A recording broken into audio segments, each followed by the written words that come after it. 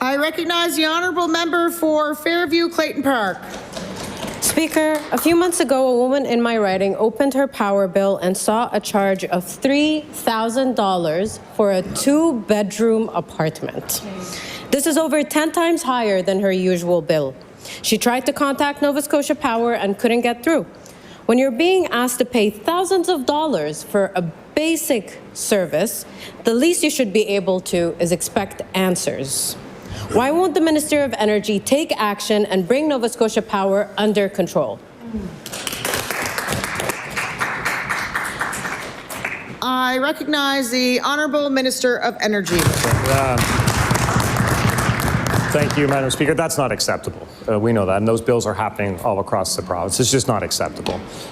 We've been very clear on our position on Nova Scotia Power. We're very clear and very active in the rate increase application that is before the Energy Board at the moment. We've filed a very detailed response. I hope the board sides with us and not only disallows the rate increase they're going for, but holds them to account on a number of other issues, Madam Speaker. So we will continue to do what we can to support Nova Scotians, but it's absolutely not acceptable what's happening right now, for sure.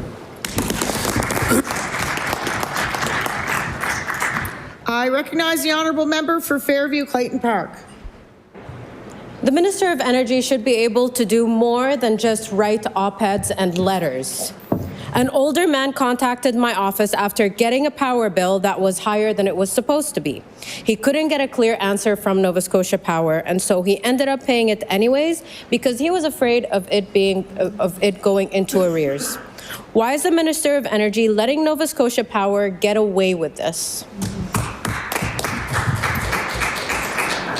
I recognize the Honourable Minister of Energy.